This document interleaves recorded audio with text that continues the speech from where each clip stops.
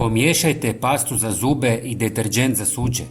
Mnogi su se smijali dok ovo nisu isprobali, a sada mi zahvaljuju. Izvucite maksimum iz kućnih proizvoda. Za početak, uzmite bocu deterdženta za pranje posuđa. Može biti i najjeftiniji jer nema velike razlike. Ulijte malo deterdženta u posudu. To će biti temelj vaše smjese. Deterdžent je poznat po tome što razgrađuje masnoću i tvrdokorne naslage, a njegova snaga još više dolazi do izražaja kada mu dodamo sljedeći sastojak. Sada dodajte nekoliko centimetara paste za zube, obične, kakvu svakodnevno koristite. Ubacite je u deterdžent i počnite polako miješati.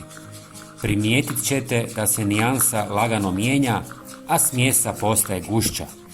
Taj vizualni znak pokazuje da se sastojci povezuju i stvaraju novu teksturu.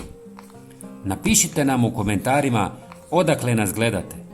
Volim upoznavati ljude iz cijeloga svijeta. Hvala vam. Smjesu zasad ostavite po strani i uzmite drugu posudu. Ulijte oko 200 ml octa. Zatim dodajte jednu žlicu soli i miješajte dok se potpuno ne otopi. Iako izgleda kao jednostavan korak, vrlo je važan. Kada se sol prvo otopi u tekućini, kasnije se ravnomjernije rasporedi i ne stvara grudice. Kada je otopina spremna, polako je ulijte u prethodnu smjesu deterdženta i paste. Miješajte nježno, a zatim malo energičnije dok sve ne postane glatko i ujednačeno. Završna tekstura treba biti tekuća, ali blago kremasta i dovoljno rijetka da se može izliti, ali ne previše vodena. Napišite u komentarima da i poslije ću vam jedan poseban kućni trik. Uzmite praznu bocu ili raspršivač i pomoću ljevka prelite smjesu unutra. Dobro zatvorite i lagano protresite.